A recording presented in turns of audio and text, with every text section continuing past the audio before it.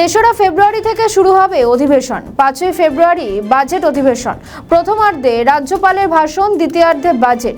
বিধানসভার কিছু সমস্যার জন্য পিছানো হলো এবারের অধিবেশন। এসআইআর নিয়ে মানুষ হয়রানির শিকার হচ্ছে। 9 তারিখ পর্যন্ত চলার কথা এবারের বিধানসভা। প্রয়োজনে 2 থেকে 1 দিন বাড়তে পারে। আর কি জানালেন স্পিকার বিমান বন্দ্যোপাধ্যায়, শুনুন। নির্ধারিত ছিল, কিন্তু কিছু অনিবার্য কারণবশত ওটা আমাদের পেছাতে হচ্ছে এবং আগামী 3রা ফেব্রুয়ারি আমাদের বাজেট অধিবেশন শুরু হবে এবং বাজেট পেশ হবে 5 ফেব্রুয়ারি, অর্থাৎ 5 তারিখে ফেব্রুয়ারি মাসের দুপুরবেলায় আমাদের বাজেট এবং সেই সঙ্গে সঙ্গে রাজ্যপালের ভাষণও হবে ওই একই দিনে। এবং আমরা এটা করতে বাধ্য হয়েছি কারণ আমাদের এখানে কিছু অসুবিধা দেখা দিচ্ছিল, যার জন্য আমরা শিডিউলটা ডেফার করতে বাধ্য হয়েছি। এর মধ্যে কি এসআইআর কেন্দ্রিক কোনো নিন্দা প্রস্তাব বা অন্যান্য কোনো বিল? অনেকে ব্যস্ত রয়েছে, অনেকে আসতে পারবে না, নানা চাপ। সবাই আপনারা দেখছেন যে এসআইআর নিয়ে যা গণ্ডগোল হচ্ছে এবং যেভাবে ওরা এসআইআরকে নিয়ে সাধারণ মানুষের মধ্যে বিভ্রান্তি তৈরি করছে।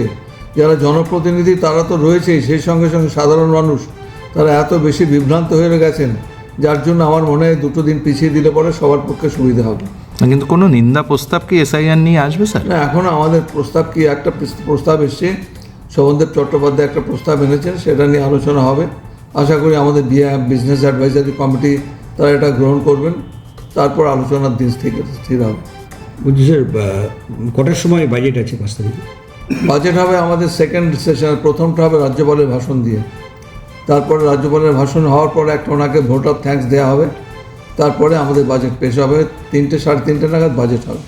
কদিন টোটাল চলবে? আমার আপাতত আমাদের যা শিডিউল রয়েছে, আমরা 8 তারিখ বা 9 তারিখ পর্যন্ত আমরা এটাকে নেব। ঠিক আছে, থ্যাংক ইউ স্যার। তাই রবিবার নয় তো, 8 তারিখ রবিবার স্যার। 9 তারিখ পর্যন্ত ঠিক আছে। আমাদের যা মোটামুটি যা বিজনেস রয়েছে 9 তারিখ পর্যন্ত যাবে। তারপরে 1 দিন বাড়তেও পারে, যদি সরকারি কোনো বিল আসে তাহলে সেটা নিয়ে আলোচনা করার জন্য হয়তো 1 দিন আমাদের বাড়াতে হতে পারে।